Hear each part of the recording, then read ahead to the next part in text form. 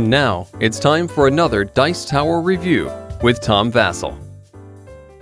Hey folks, today we're taking a look at a game called Burano. Burano is kind of proof that not every game that's a Euro-style game about trading goods or what have you has to look dull and drab. This is based on one of the most colorful neighborhoods in the world. It is a gorgeous looking game. Both the game itself, it comes with cubes, which I'm kind of like on cubes. But this one has these huge, beautiful cubes, which are really cool and they're colorful, and there's actually a kind of a 3D dimensional aspect to the game. Let me show you.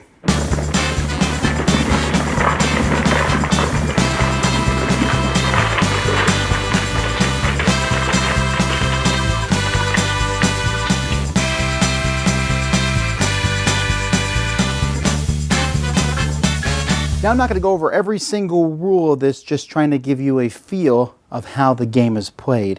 And most of it's going to take place on this island and on each player's player board. There's a player board that each player will have here. So the game takes place over several seasons, and each season there will be several rounds of actions. And before any of that begins, each player is going to take their player board, and on their player board, they're going to build a pyramid of blocks. Now, at the beginning of the game, each player is going to start with 3 of every color block. But as the game progresses, their supply of blocks will likely change. And so what they're going to do is they can build this pyramid any way they want. So maybe I'm just going to build it quickly here, but there actually is some thought that's put into the pyramid, because as you're using the blocks on the pyramid, you can only pull the blocks off the top first. And so once I have to use this green block, then I have to use the blocks below it. Once some blocks are out, you can pull the blocks underneath them. Extra blocks that you have are discarded, and you get money for using each of them. Then each player is going to get a certain number of actions, and you basically choose. So there's several rounds in the game in each season. So there's 4 rounds in the first 2 seasons and 3 rounds in the next 2 seasons.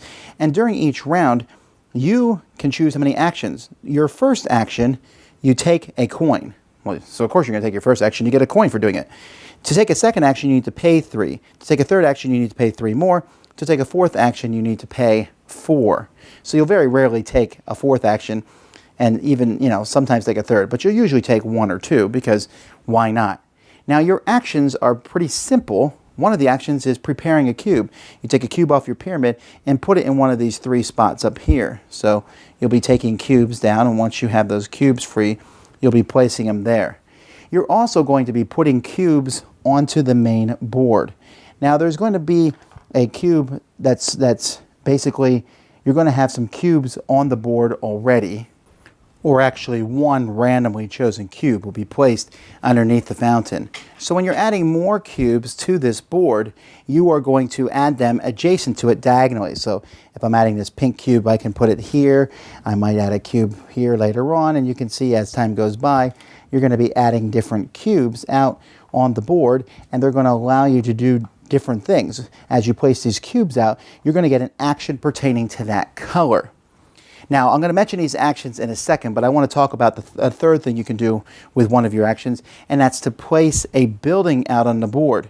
Now, when you place a building out or a roof out on the board, it needs to match 2 blocks. So let's say someone built a pink house here. I could now build this roof because it's pink and white. And when I place this here, I'm going to score points based on what type of building it is. Some buildings, like this one, for example, gives 4 points. This one gives me 1 to 4 points, depending on how many fountains are showing on my personal board. This one here gives me points equal to however many islands on the outside here I control. And so each one is going to give varying amounts of points based on when you place those out. They also give you the chance to get a building card. You can draw from a face-up building card next to the board. Some of these cards are worth points at the end of the game. Like, for example, this one here is worth 3 points for every building card you have.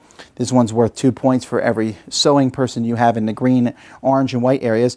And others will give special abilities. Like this one here lets you take orange and pink roofs, and you can place them on any block, not just orange and pink blocks, which can be very convenient.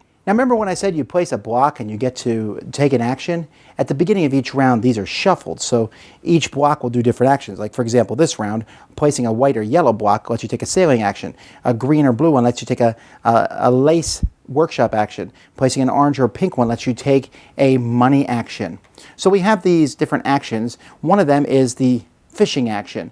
So when you have a fishing action, you can take your boat and sail to a nearby island, and you can fish there, or you can sail to a port and trade in fish there. Now whenever you fish, you're going to look at the island where you're fishing. So let's say I'm fishing at this island here. You look at the 3 different houses there. There's orange, white, and pink. You're then going to look at your player board. Now on your player board you have the spinner, and your spinner has 3 arrows on it. And in this instance, the spinner is pointing to white, orange, and green. So 2 of those colors match the white, orange, and pink. It doesn't matter the order, just that 2 of the colors match. You can even use one of these prestige points here to change colors with an adjacent island. So that's white, orange, and pink, and I have green, so I might change the green island, the one from the bottom of the board, with the pink one. Here now I match all 3 colors. For each one that you match, you are going to get to take a fishing card here. So I can take one of the face-up ones, or I can take from the fishing pile here. You also get to put a person on that island, and they count for majority, and at the end of each round, whoever controls the most on each island will get points. And you're trying to get these fishing cards because when you go to a port, you can look at that port. So for example, this one here, if I have up to 4 different cards, I'll get 8 points. 1 card gets me 2 points when I go here. Or here, 3 of a kind gets me 12. 2 different 3 of a kinds will get me 24 points. So fishing can get you a lot of points. The other action is the lattice action, and as you, I'm sorry, not the lattice, the lace workshop action, and these are the lace workshops. This is for 4 players. With 3 players, they're a little bit smaller, or 2 players. And you can drop workers out on these, again, matching the colors that your arrows are pointed at. So maybe my arrows are, again, we're pointing at white, orange, and green, and so I can put these here on white, orange, and green because they're all next to each other. And they have to be next to each other. If I want to go to one that's not next to each other, I have to pay a prestige point. If I put them on top of a place with a coin, I'll get a coin. And again, having people on these can score me points, and at the end of each round, I can turn in excess blocks that match my workers on these lace ones to get more points. Now, as you place these people on the board, you're going to be taking people off of your board here. There's people around the outside, and this will be rotating so that it moves to where your first available person is. This is going to free up fountains, which is one way to score points with the roofs, but it also frees up coins, which is the last action. When you take a coin action, you count how many coins here and not how much money you get. When you take that action, you can also remove people from the board and put them back on here if you want to. This is important because at the end of a round, each person that's still on this board, you will get that many blocks added to your stack of blocks that's left. So let's say I've used all these blocks. I don't have many blocks left, but I'm going to get 2 more blues, 2 yellows, an orange, and a pink block, and I'm going to rebuild my pyramid with those for the next round. If you have all your people on the board, you can get a lot of money and you'll get a lot of points, but you're going to run out of blocks that you can use. And so that's essentially kind of how the game works. Players are going to be taking turns. They're going to be building roofs and placing the roofs on top of the different buildings. So maybe I put a white and a pink here. And you can even go up to another level. So players will be able to place blocks on top of that. So maybe later on, you can see there's the green and the blue there. And I'm trying to, here's a pink and blue, and then later on someone puts a blue on top of this one, and then I can place a roof here like this, and then you can even place blocks on top of that, although you can't put a 3rd roof on. So, but this whole thing's going to turn into a nice, cool looking setup as players are trying to figure out the best place to place buildings and put these roofs to get points. And then there's various ways to get points at the end of the game. After the last round, your money will change to points. Your leftover fishing cards and building cards will score you points. You'll add them to points you've gotten during the course of the game, and whoever has the most points is the winner.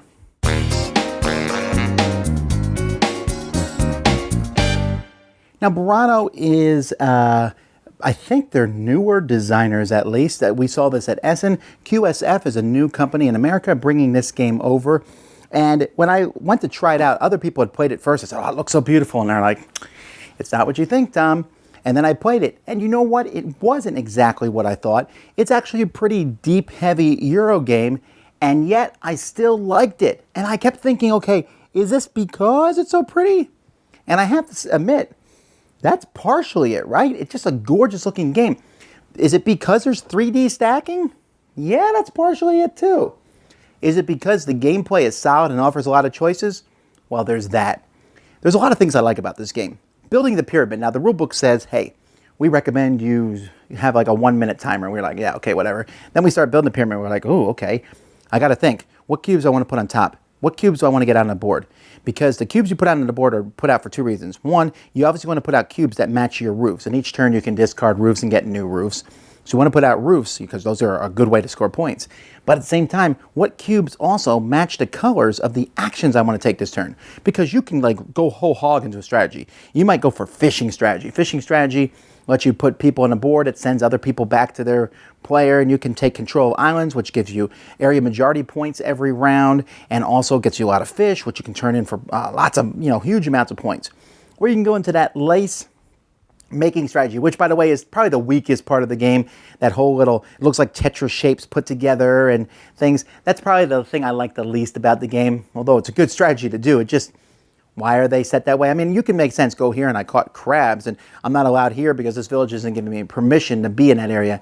That makes sense, but a lot of stuff doesn't. But it's still kind of cool to get little majorities over there and get points that way. And you can put emphasis into that. Or just getting blocks out there and getting the roofs on them. And then taking buildings, which will give you points at the end game. Because the game offers you that tough decision. Do you want the building, which could be points in the game, or do you want 2 prestige points? Well, 2 prestige points aren't that big of a deal. You can turn a prestige point in for money, whatever. Or you can use those prestige points to change island and get more fish. Well, that's useful. Or to put people on the lace makers, not adjacent. Well, that's kind of useful. Or to take a block from the supply of any color you want and put on top of your pyramid. Oh, that's really useful. Those prestige points are amazing. And I even used them in one game at the end of the game to get some blocks I needed to then change it for points at the end, which won me the game by a single point. It's interesting how close the scores are in this game and how useful everything is. And as the game progresses, oh, it's so gorgeous just watching that city grow and look neat. And when you fish, all the different, you're getting lobster and squid and shrimp, and that's kind of thematic too. So there's some theme to this game and I like it, but it really was a lot more thinky than I was prepared for. I will say that I think 3 players is the highest count I would like it with. In fact, I think 3 players is the sweet spot. 4 players was just a little bit too much time between each player's turn. Each player on their turn is not really affecting me. And you can have a little bit of thought like, okay, I'm going to build or do this. And then the money aspect for actions. Normally, I'm not a liker of someone where a game punishes you. You want to take actions, pay for them. But here you get an action for free. That's easy. You usually will be able to take your second action. It only costs 3 and you get 1 coin for taking your first action. So technically your second action only costs 2. And that's not too hard to have some money. It's taking that third action. Do I want to pay 3 more? Or do I want to wait? But putting a block on my pyramid was my first action. Putting it on the board, now I want to put a roof on. So there's just a lot going on. You're certainly interacting with other players as you compete for majorities, as you want to put the blocks out on the board in the spots so that you can put your roofs on. Just a lot of neat things here, and it just feels like, so meaty and enjoyable. And it's not meaty for the sake of being meaty. It actually seems to all fit together in a very cohesive whole. So I'm not always a fan of this style of game. Are the bright colors swaying me? I think there's a good chance that they are, but they're on top of a solid, entertaining game, and that is Burano. Dice Tower Judgment approved! Thanks so much for watching the Dice Tower videos. Find more great videos and reviews, as well as our top-rated audio podcast at Dicetower.com. You can also find other great shows at Dicetowernetwork.com. I'm Eric Summerer, and you've been watching The Dice Tower. The Dice Tower is sponsored by Cool Stuff Inc., where you can find great games for great prices. Cool stuff in stock. Check them out at CoolStuffInc.com. Shut the door.